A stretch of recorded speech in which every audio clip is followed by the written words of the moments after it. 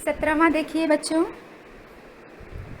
नैना अंतर आवतु ज्यों हूँ नैन झापियूँ, ना हूँ देखो और को ना तुझ देखन देऊँ। कबीरदास जी कहते हैं कि नैना अंतर आवतु ज्यों ही नैन झपियूँ। वे कहते हैं, जीवात्मा कहती है कि ज्यों ही मैं अपने नैनों के पलकों को बंद करूं, वैसे ही नैना अंतर आवतु, हे परमात्मा तुम हमारे नेत्रों में आकर के बस जाओ। जिस प्रकार से जैसे ही मैं अपने पलकों को झपकाऊं, वैसे ही आप आकर के हमारे नेत्रों में बस जाइए। ना हो देखो और को ना तुझ देखन देऊं। कहते हैं कि ना हो मतलब मैं देखो किसी और को और ना ही आपको किसी को देखने दूं। सिर्फ आपको मैं ही देखूं। कबीर हरि रस यों पिया। 18वां। कबीर हरि रस यों पिया, बाकी रही न थाकी, पाका कलश कुम्हार का, बहुरी न चढ़ी चाकी।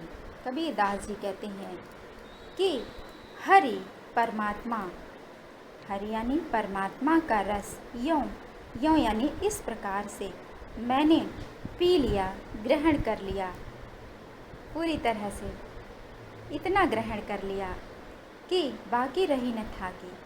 बाकी अब ग्रहण करने की कुछ इच्छा नहीं रही। बाकी मतलब बाकी अन्य संसार में और कुछ ग्रहण करने की इच्छा बिल्कुल नहीं रही। पाका कलश कुम्हार का वे उदाहरण देते हैं कि जिस तरह से कुम्हार का कलश यानी घड़ा पकने के बाद बहुरी न चढ़ी चाकी, दोबारा चाक पर चढ़ाया नहीं जाता, अर्थात दोबारा उसको चाक पर चढ़ाने की आवश्यकता नहीं होती। उसी तरह से मुझे भी अन्य किसी संसार में किसी वस्तु की आवश्यकता नहीं है। क्यों? क्योंकि मैंने ईश्वर अर्थात परमात्मा के रस का, आनंद का पान कर लिया है पूरी तरह से। अगला 19वां देखिए। हेरत हेरत हे सखी, रहया कबीर हिराई, बूंद समानी समद में, सोकत हेरी जाए। हेरत हेरत हे सखी, ढूंढते ढूंढते, हेरत हेरत यानी खोजते खोजते, हे सखी जीवात्मा कहती है कि हे सखी रहया कबीर हिराई, यह कबीर, यह जीवात्मा इस संसार में आपको ढूंढते ढूंढते स्वयं ही आप में खो गया। जिस तरह से बूंद समानी समद में, जिस तरह से बूंद समुद्र में अर्थात समुद्र के जल में मिल जाती है, समा जाती है, फिर उसको अलग करना, पहचानना मुश्किल हो जाता है। सो कत हेरी जाए, उसी तरह से मैं भी परमात्मा से स्वयं को अलग नहीं कर पाता, मैं उन्हीं में एकाकार हो गया। 20वां देखिए। कबीरदास जी कहते हैं कि कबीर यहु घर प्रेम का, यह घर, यह जो हमारा हृदय है, घर रूपी जो हमारा यह हृदय है, वह प्रेम पूर्ण है, प्रेम का है।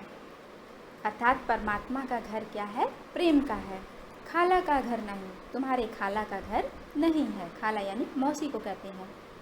शीस उतारे हाथी करी, इस परमात्मा के घर में, मंदिर में तो शीस उतारी, शीस यानी घमंड, अभिमान को उतार करके और हाथों को जोड़ करके, करी हाथी करी मतलब हाथों को जोड़ करके, सो बैठे धर्माई, तभी इस घर में प्रवेश कर सकते हैं।